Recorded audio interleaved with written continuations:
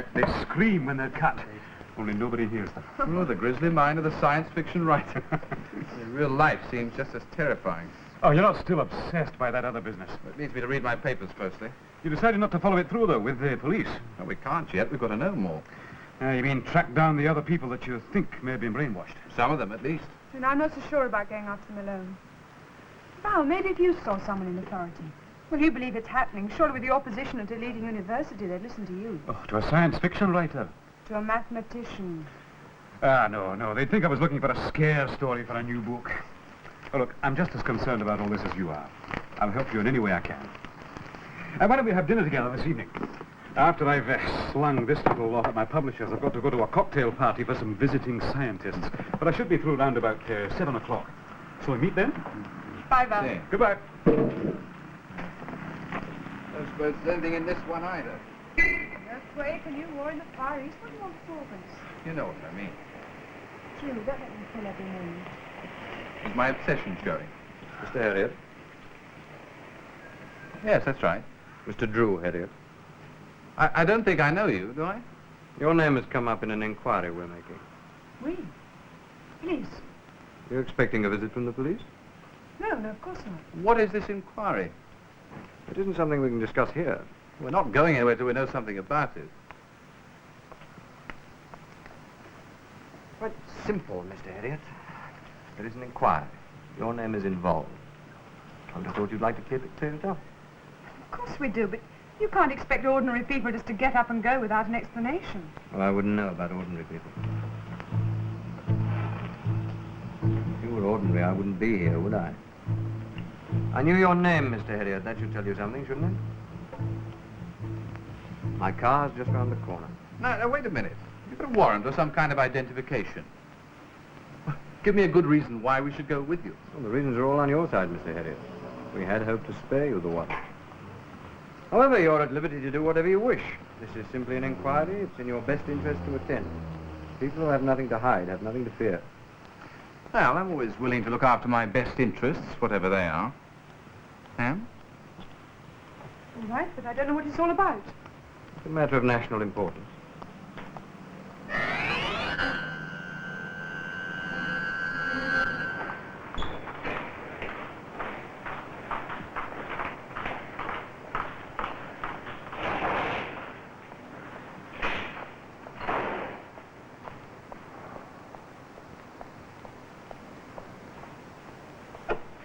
Mr. Behmer, you remember me? Tim Alloway. You helped with my articles on that Newcastle business for the Sunday Echo. Yes, of course, Mr. Alloway. Your newspaper did me proud. What can I do for you? It's about a new story. Oh, not much business in the house this week? Oh, that's for the lobby boys. No, it's not quite Westminster business, at least not entirely. I see. Something in my constituency. No, I got a tip, and so I thought I'd sound you out. Oh, I'm flattered. Or am I? Oh, it's only a rumour. You know how these things start, but I thought I'd do a bit of digging. No, what for? There's a scandal in the air. A big one. Oh, really? You don't know anything. I mean, you haven't heard anything, have you? Should I have heard? Well, Mr. Behmer, you have got quite a reputation for being, in the know. I mean, on that last occasion. I What seem to sort of a remember. rumour is this? Vice in top places. Corruption. I have no information. I'm afraid I can't help you. You'll have to forgive me. Look, all I'm asking you to do, Mr. Behmer, is to confirm or deny. I know nothing about it. My advice to you, Mr. Alloway, would be to drop it. May I remind you, sir, that this house concerns itself with the business of running the country, not of running itself down. Well, yes, of course, but is there a scandal brewing or isn't there? Good day, Mr. Alloway.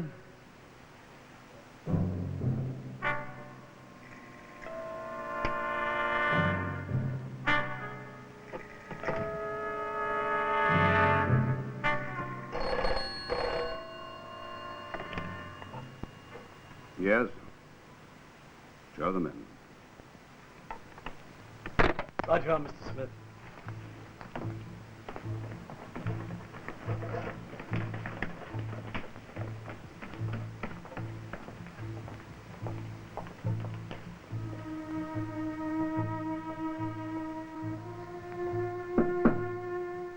Come in.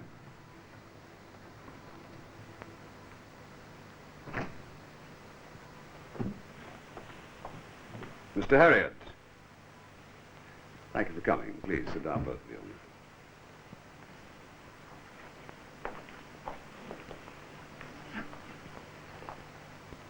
What's this all about? Well, your name has cropped up with others in a rather confidential matter. Last night, a young woman was murdered. The one in the papers this morning. That's right. In the dead girl's handbag, a diary was found. It contained names, dates, details. Your name is on the list. Why are the police doing this? The CID agreed to let us handle this. It may not concern the actual murder itself, you see. The names on this list, frankly, make it most unlikely. Except yours. Oh? Drew Harriet, personnel selection expert, degree of sociology, 35, Caucasian, unmarried. Yes, that's pretty thorough. And would you call yourself important, well-known? No. Then why are you on this list? What was the girl's name? Beryl Peters. I'd never heard of her. Neither have I. I see. All these others, and of course this is strictly confidential. Understood. Yes. All the others have some claim to fame, some position.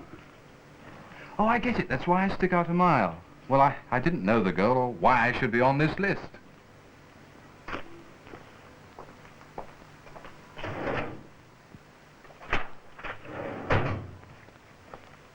You look at the photograph. Never seen her before, and I think I remember her. She's 2 years old, but a very good likeness. She gave up nightclub work and started entertaining privately as a call girl. Her diary is allegedly a list of all her clients. I'm sorry, I can't help you, Mr. Fenway. I suppose there aren't any dates. I mean, we have been out of London. And dates aren't reliable. Some entries cover 3 pages. Well, anyway, I don't have to prove anything. My word's good enough, isn't it? A little naive, if you don't mind my saying so, Mr. Harriet. What else can I say? I didn't know the girl, and that's it. I'm afraid that isn't it at all. Mrs. Harriet, you mentioned being out of London. That's why you're here, really, to help us with certain facts. You're Mr. Harriet's sister-in-law, widow of Frank Harriet, a detective in the CID. Yes. You lived apart from your husband, working as a children's nurse. Yes, that's right. You, Mr. Harriet, returned from Australia, where you worked in personnel selection for an oil company. Your brother dies violently. The pattern of both your lives altered. We haven't done anything wrong. But you could have known Beryl Peters. Your life isn't the life of an ordinary person. You were involved with some tearaways at Welling-on-Sea, where the local vicar died accidentally. I didn't know the girl. But you could have known Beryl Peters. What does that mean? Mrs. Harriet, perhaps you'd better wait outside. I'd rather stay. All right, then.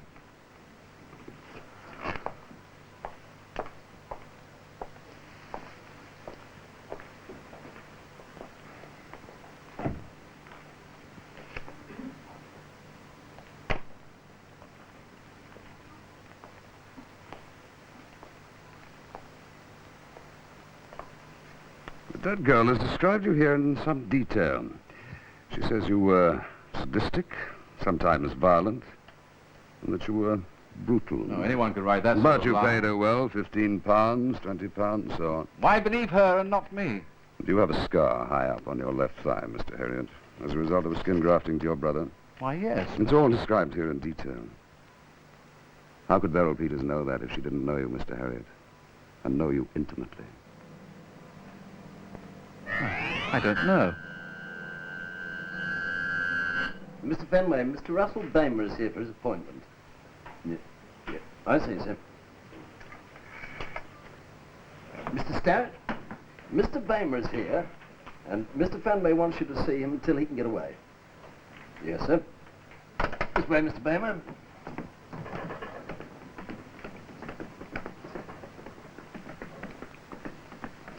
Excuse me, Mr. Russell Bamer. Yes, You're a member of Parliament, aren't you? indeed. You're just the person who can help. We were picked up. Picked up. Well, my brother-in-law and I, they brought us here for questioning without warning. I'm sorry, but I'm afraid I can't interfere.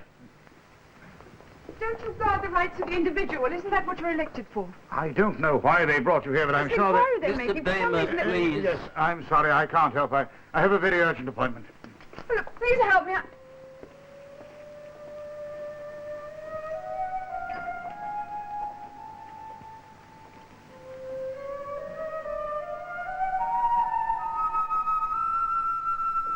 All right, then, clubs or organizations, do you belong to any? Only the international business clubs.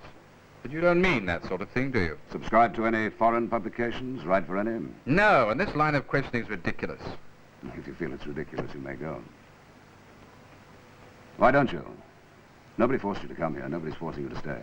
Clear conscience. How clear, Mr. Harriet? You have to be one of three things. One, you are innocent. Two, you are the murderer. Or three, you're trying to bring this scandal to the public for political or financial motives. Why are you on this list?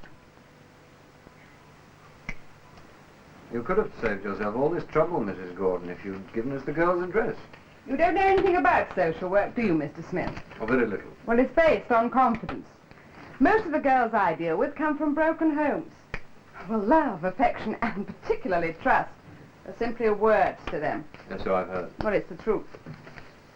This centre of mine has official blessing, of course, but there are no ties, no grants, nothing like that at all. There are no forms, no inspections. The girls know that. They trust me. If I can help 1 in 100, well, that's something, isn't it? Indeed. So you understand why I couldn't give you Dorothy's address. When her friend Beryl was murdered, she couldn't stay on in that flat. I found her somewhere else.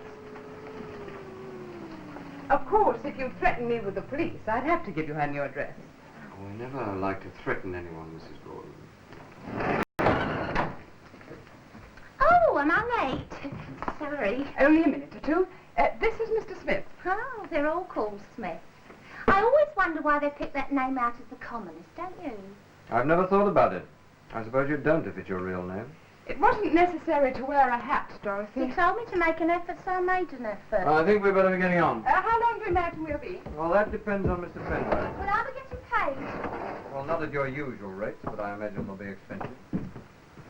Personnel selection expert.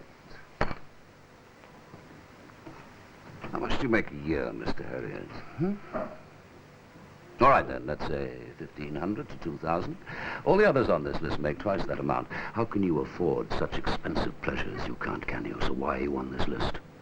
Beryl Peters knew that you had a scar high up on your left thigh. You do have that scar, Mr. Harriet. Yet you swear that you did not know Beryl Peters or know that anything was going to happen to her. I've already answered all that. Now, what are you after? Your name is on this list, and I want to know why. A public scandal could affect every one of these people, whether things said about them are true or false. Who are these others? Top names, every one of them. And people don't like to see our national figures shown up as lechers and loose-living individuals. Some people might. Yes, some people might. Some countries might. Personal blackmail doesn't concern us. Political blackmail does.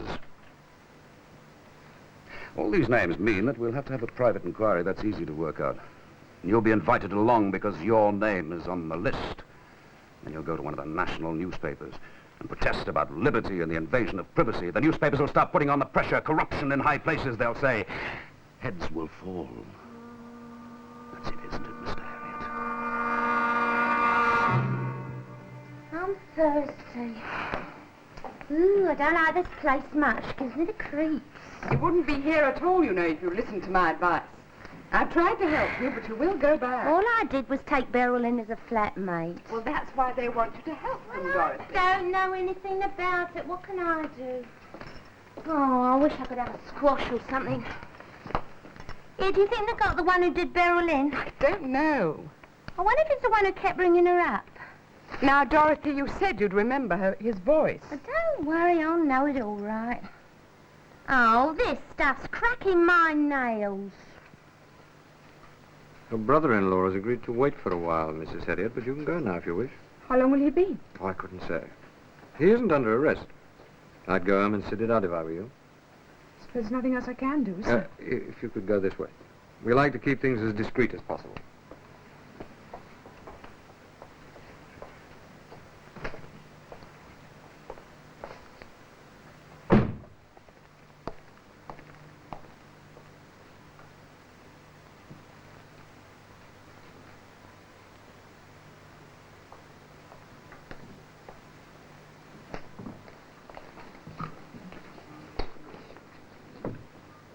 Got a young woman outside who shared a flat with Beryl Peters. She remembers a man who used to ring up for Beryl. That man called an hour before she was killed. Do you mind if this woman hears your voice? I don't mind at all. A sort of vocal lineup. Does that bother you? No. She's so polite, but menacing. They say that he's not under arrest. Still in that room. I don't know how he's ever going to get out. How did Drew's name get into that girl's diary, huh? I don't know. It's full of the names of important figures. It's a double blow, Val. Undermind? They'd get Drew and discredit the others at the same time. If the list ever became public. But a girl there to identify the killer's voice. Oh, well, in that case, since Drew's innocent, he'll be out of there in no time. Next. May I speak to Beryl, please? No. Next. May I speak to Beryl, please? That's the voice, that one. You're sure? Definitely. That's the one who used to ring up Beryl, I'll swear.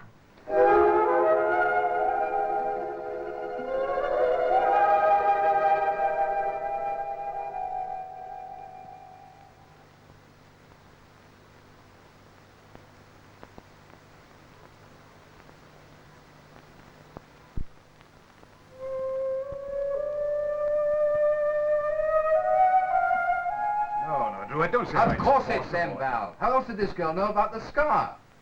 Well, they're using it against me because they know I'm onto them.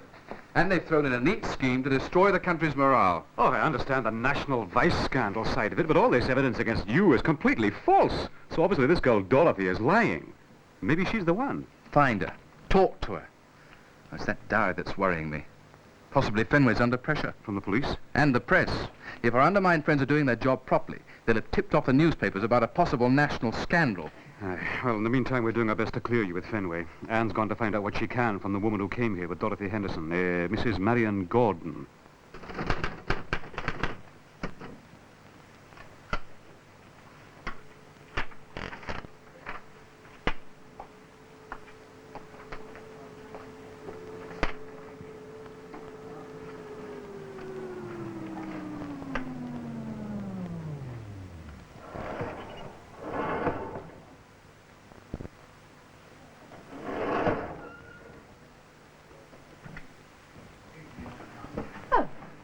Hello, dear.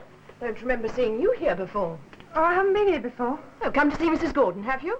Well, I'd like to, at least. Oh, well, she's got somebody with her at the moment. I didn't make an appointment or anything. Oh, well, you don't have to do that here. Have a seat. I don't suppose she'll be long. All right, ta. Excuse me. I was hoping that you could help me, Mrs. Gordon.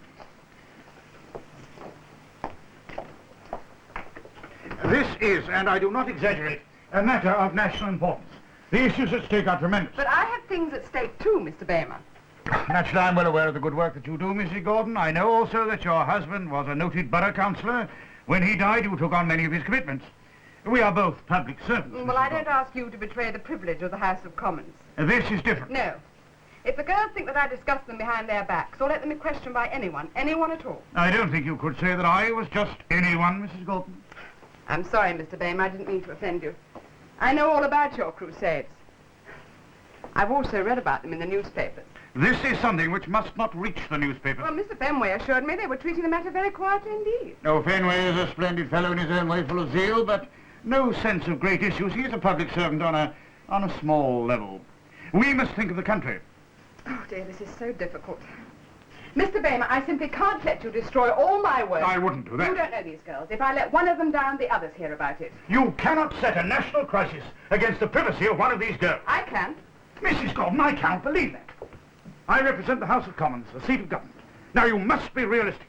Do you want to see ruin and chaos everywhere? Because I won't give you the address of one of my girls. Yes. Well, Mr. Fenway didn't make such a fuss.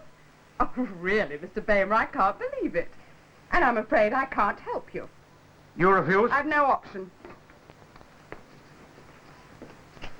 I do not intend to let the matter rest here. Then you better talk with Fenway. I'm not prepared to give you ammunition for a public scandal. This time I am trying to prevent one. I'm sorry. Politicians, in my experience, can't keep out of the newspapers. I'm determined to keep these girls of mine out of them. Good day, Mr. Baymer. Expect me just to hand out addresses and phone numbers of the girls like that. We know that's all. If that's what he wants, he should go and read the advert boards outside some of those paper shops. Well, that's not quite what he meant. Oh, this is Anne Johnson. Oh, school. No, don't get up. What can I do for you? Well, I don't know, really. One of the girls told me about you in this place. Thought I'd come and have a look. Well? Oh, don't know why I came, really. You're not in any trouble. What? Oh, that. I know a bit better than that. And you're not ill in any way? No. Oh, no, of course not. Well, do you want me to find you somewhere to live? Oh, I've got a place near here. It's not bad. And that's where you work? Well, if you put it like that. Are you, on your own? Well, I don't pay a landlord. Just pay my own rent. Oh, good. I don't enjoy having to deal with pimps. What's the matter? Are you surprised that I know the word? Oh, no, don't suppose I should be. Let's go back a bit. What did you do when you left school? I worked in an office. Then, Dad died and Mum married this other man. Well, I couldn't stay home anymore, so I thought I'd get out and see what life was like. Your stepfather? Yeah. And I thought he was God's gift to Mum and me. Well, Mum found him in my room one day and then it was all roused, so I cleared out. Well, what have you come here for, Anne? Well, like I said, I don't know, really. You know, a girl in the same house as me, well, she's 25 and she looks about 14, and I thought it could happen to me. You're right, it will happen. I'm glad you've realized it. You said you fixed up jobs and things sometimes. Yes. And that nobody would know anything about me. I mean, like what I'd been doing. Come into my office.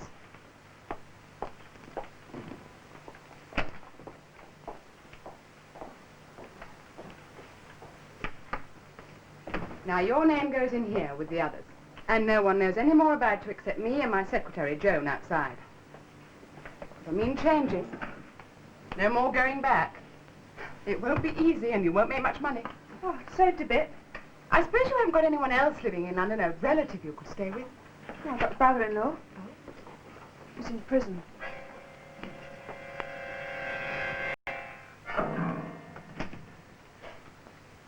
You mean I can go? Walk out? As you walked in, Mr. Harriet. Well, am I cleared or aren't I? Goodbye, Mr. Harriet. You can find your own way out.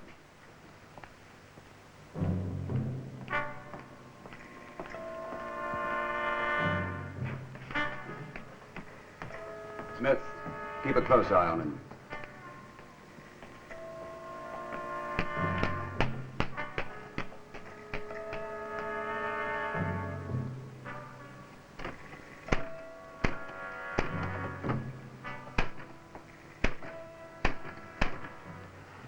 Flaming awful, isn't it?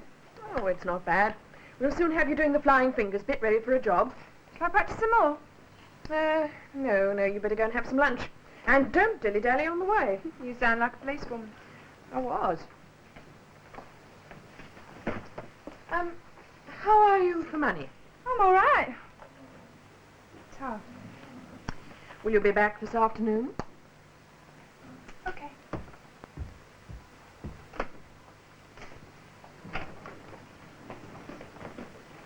You go on. For lunch, she says. Do you think we'll get her off the streets? Oh, yes, I'm sure we will. Well, what makes you so certain? Well, she isn't really the type.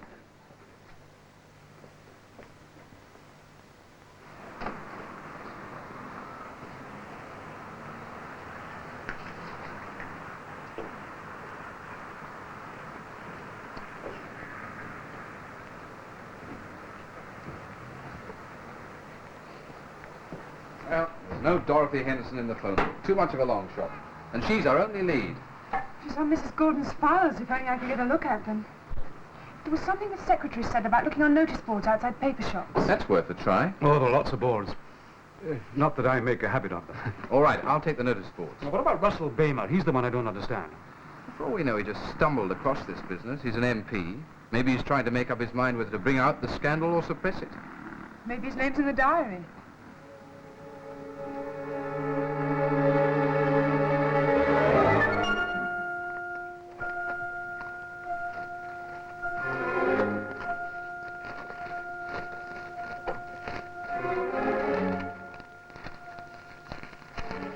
It hasn't broken yet.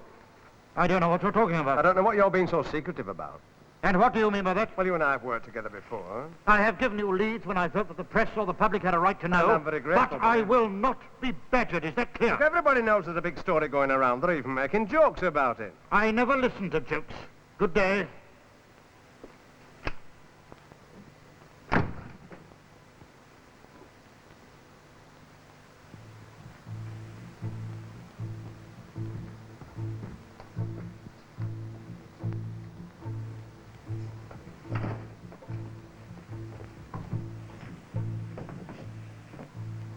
Your name isn't Dorothy. All right, I'm sorry.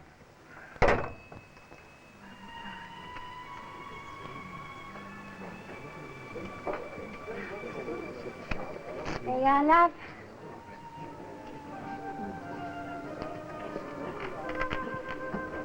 Come on then, time to get your clothes off. Flesh peddler.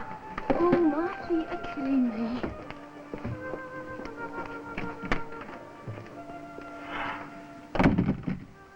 You look tired. I went to a party last night, didn't get in till 5. Oh, yeah. Oh dear, look at my eyes, just like cold fried eggs. Oh, well. Hello. Can I speak to Dorothy, please? Yeah, this is Dorothy Anderson. Oh, I saw your name on a notice board outside the paper shop. Oh, that card. Oh, well, I'm not doing You that. know who this is? No. Well, you ought to. This is Drew Herriot, the one whose voice you said you knew so well. Look, Dorothy, there's been a mistake. I must talk to you. Where are you? Hello? Oh, well. Come on, speed it up. They'll be getting impatient. All right.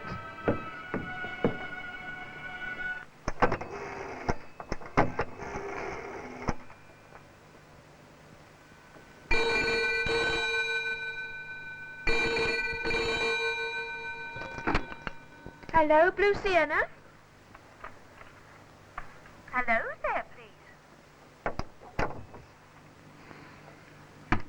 Right, time to open up shop. Okay.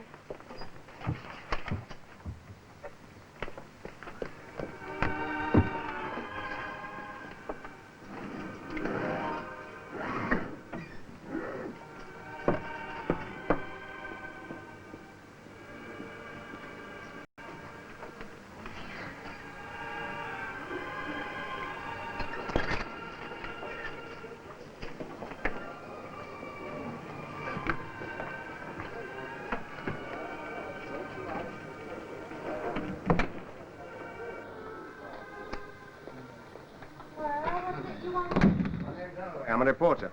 You are Dorothy Henderson, aren't you? Yeah. Good. How much do you want for it? Oh, you're not very subtle about it, are you? You know what I mean, the list. What list? What you talking about? I had a phone call. You've got the list. Look, I've got what list? A copy of all the names in your friend Birdle's diary. I didn't even know she kept a diary. And where am I supposed to be keeping this list? The person who phoned me told me that, too, just in case you pretended you didn't have it. In the locker that Birdle used when she stripped here.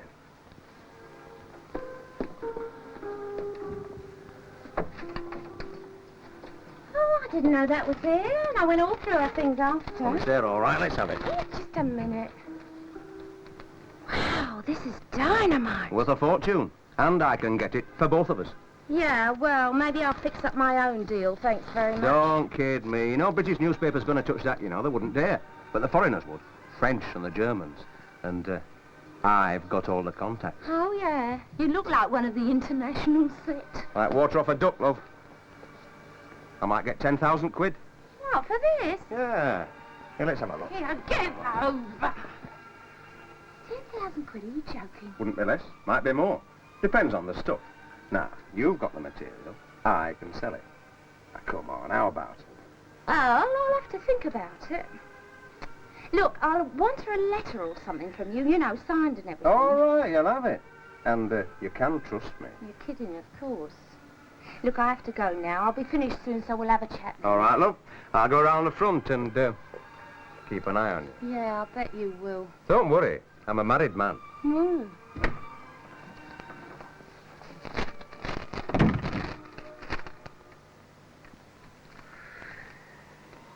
Beryl Peters was just a pretty girl. Average figure, average looks. 3 convictions for soliciting. Doesn't sound like the sort of a girl people have affairs over. Not these kind. Oh, the details are all there. Yes. Follow my thoughts, Smith. Either Beryl Peters wrote this diary the truth. And the murderer didn't take it. Well, I doubt that. Yeah, so do I. All right, then, Beryl made up the diary for some reason or the other. Money, whatever you like. Then she's murdered so that the diary will be discovered. Possibility. Or lastly, Beryl Peters is murdered. The diary is planted on her. A diary cooked up to ruin all these men. You want me to get a handwriting expert on it? Yeah, put him under the official secrets. And I want the information first. I can't hold off the CID much longer. Oh, what about Harriet? Oh, he's still running around after Dorothy Henderson. I put Draycott onto him. And it's no fool. He's already found out where the Henderson girl's working. I see.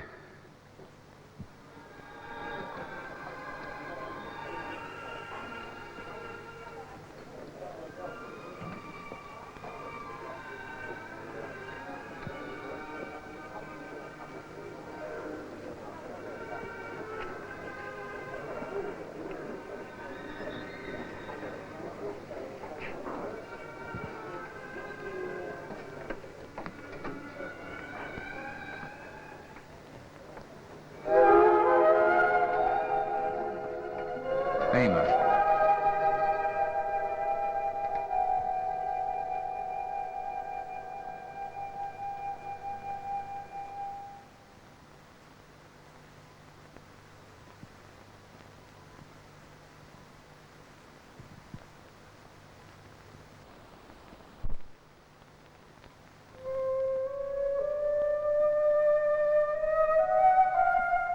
It's a disgusting lie. You've never been to the Blue Sienna Club in Little Venice. Who are you? What right have you to come to my trying place? to help. Don't interrupt when I'm speaking.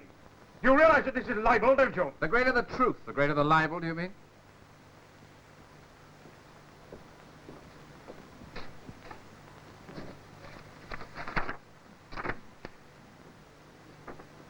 No point in tearing it up, is there? You have copies, I suppose. If only you would believe it. All right, how much? Come on, how much We're you not want? trying to blackmail you, For sir. heaven's sake, I was in with Fenway for hours myself. I'm in that diary too, Mr. Baymer.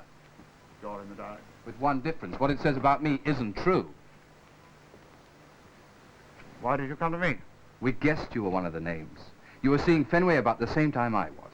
You went to see Marion Gordon to find the address of a girl called Dorothy Henderson. Then I saw that drawing. If you knew where Dorothy was working, why did you need to go? I wanted the address of her new flat.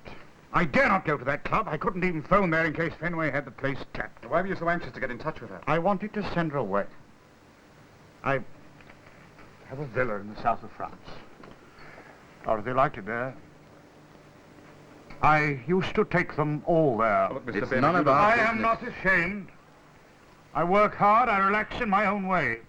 I pay for what I enjoy most because it's the only way. But I'm mortally afraid of public opinion. Do you believe Dorothy wrote out that diary? No, nor did Beryl Peters. You won't understand this, but both those girls made a point of secrecy, discretion. So the diary was planted on Beryl Peters. Yes, and I was set up as the murderer. Whoever wrote that list chose me as the suspect. Put in your name, Mr. Baymer, because they'd found out things about you. And 10 to 1, the rest of the names were just included for scandal value.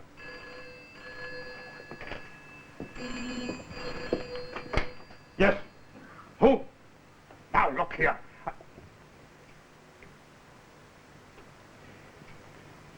All right. Yes, 10:30. A freelance journalist that I'm acquainted with says that he knows about me and Beryl Peters. Mentioned something about foreign press. Yes, just what I wanted. Goodbye. Medical report here on Widow Perkins. That's interesting. Number 8 on our list. Major General Arnon is not in Britain at all. Hasn't been for 8 months. Oh, he's listed at the War Office as being here. It's a blind. He's out east. Naval base commander's defending Malaysia or something. The point is, Beryl Peters couldn't have known Arnon. He's been in Berlin for 2 years, home for 3 days, and sent off to Malaysia. Wirral Perkins, the minister mentioned. Perkins, Wirral Perkins. Oh, yes. The diary said he had to wear feminine silk underwear. He has a genuine skin allergy to anything but cotton or wool. Any job, Smith. Well done. You're just lucky. There are 20 names. 2 of them are absolutely clear, but most of them cannot produce cast-iron alibis or defenses. Whoever wrote this diary didn't know about the Major General being overseas, a military secret, or Wirral Perkins' skin allergy, a medical one. And the handwriting expert is willing to swear that Beryl Peters did not write that diary. Yeah? Oh, I'm damn sure this scandal is the biggest hoax since the Tuckdown Mountain. What about Harriet? The scar. The Anderson girl identified his voice. And Russell Baymer.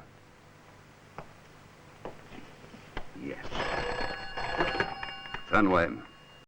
Must have set you back quite a bit, all these. Do you mind if we get on? By all means. Of course, I'm being very careful. I don't want you to get any wrong ideas, Mr. Baymer. I haven't. You see, I suppose we both serve the public like, don't We have we? different ideas about the meaning of the word service, perhaps. Huh? Oh, yes, we might differ a little bit about morals. If you have any information to sell to a newspaper, sell it. Publish and be damned, eh? Well, that's all right, like, when it's just you the information's about, but the trouble is, all these other people. I mean, I suppose we've got to find out what's really good for the public, hmm?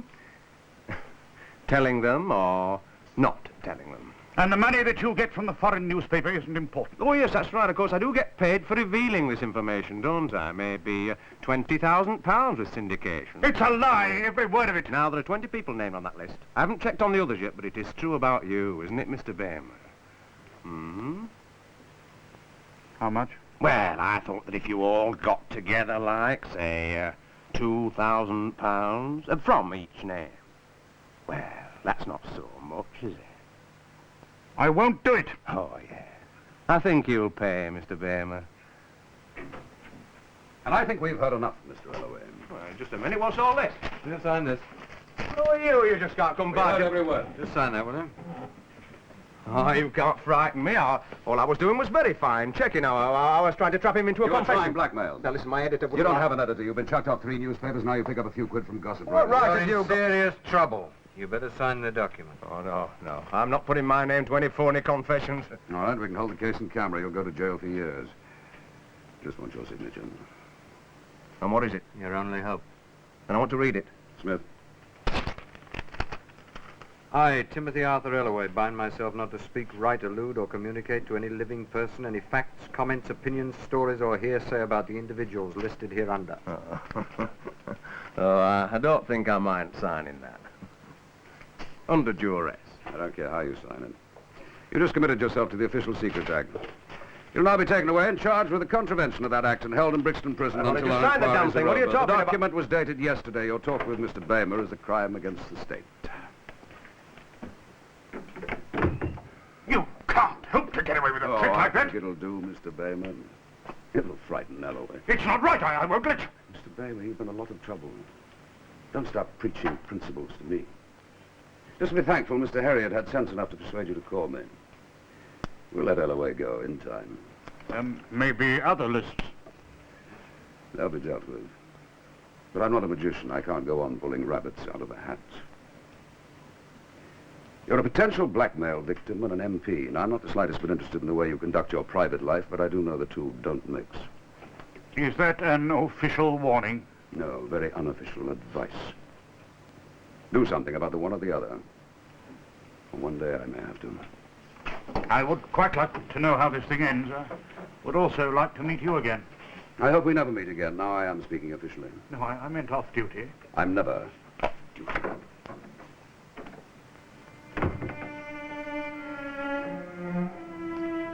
So, Ellaway's been arrested. Well, that's how things stand at the moment. But I'm seeing Drew at the pub in about 10 minutes' time. He's had a call from Fenway about Baymer. Have you had a chance to talk to Dorothy yet? Not yet. I'll try again later. I've had to take a job as a stripper. But I don't have to sit there, am I, altogether? Look, I better go backstage and look as if I'm leaving. Good luck. What do you want then? Well, I haven't seen you for some time, Christine. I wondered how you were getting on. All right? You told me you've given up. Oh, look, don't start on that. I'm just sitting here having a drink, aren't I? Leave me alone. You shouldn't be alone in a place like this. What? Oh, do me a favour. Christine, I'm only trying to help you. Well, what happened to you? A month ago, you had a good job. What, 10 quid a week? You said you'd give it a try. I tried it. Oh, it was lovely.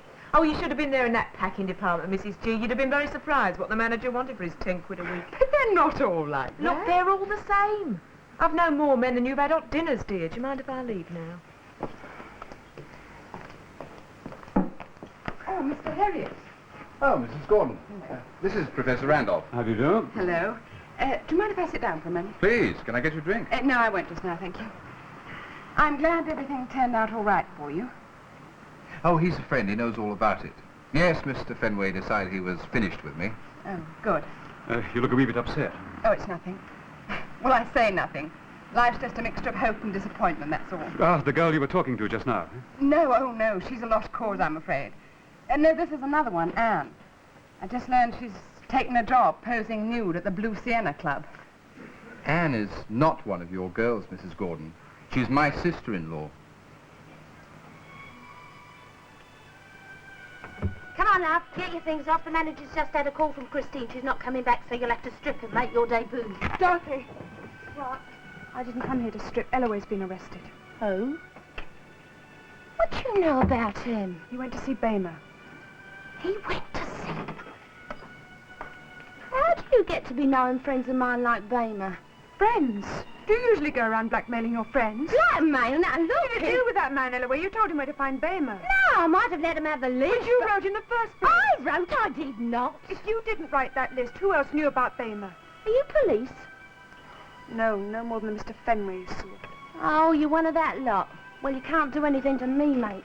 Blackmail is police business. All I want to know is why you wrote that list. I didn't. You were the only one who knew about Bamer. No, I wasn't. Look, Bamer got me into trouble, see, and then he went abroad and left me right in it. Well, I had to do something, and that meant money. So you went to someone for help and told them the story? Yeah. Who was it? It doesn't matter anyway. I don't believe a word of it. It was Joan Cooper, Marion Gordon's secretary.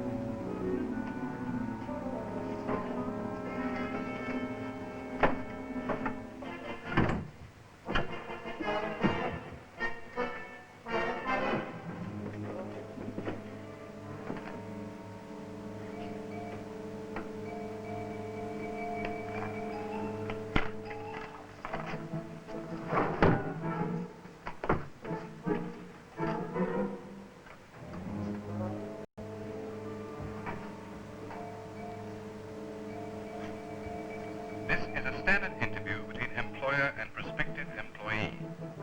There are 3 candidates for the job, A, B, and C, whom I call Alice, Beryl, and Carol. Beryl, what are you doing here?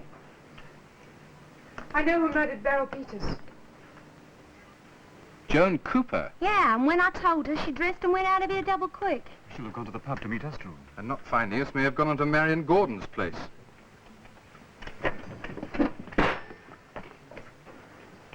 Wow.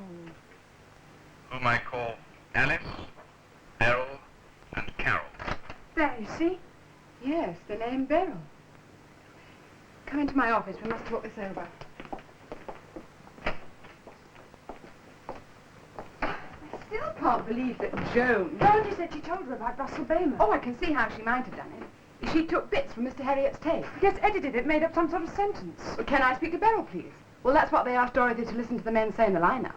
You must have known Dorothy would answer the telephone. She must have been sure Beryl was out. What I don't understand is why Joan should do it. To discredit Bamer, a watchdog of public morality, and incriminate you as well. But that's an absurd story. It sounds absurd. See, Joan is one of a group of, I nearly call them people, of things whose purpose is to destroy our society. Have you told the police this?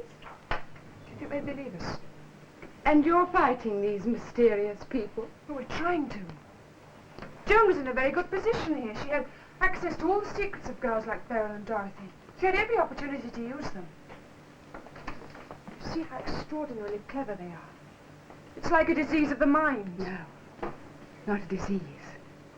A new dimension. If you were found murdered here, they'd still accuse your brother-in-law. I only have to say that I saw Drew Harriot running away. That I found you murdered in the same way that Beryl was. I know exactly. It's no good fighting us, isn't it? No. You don't know what you're fighting. Stop.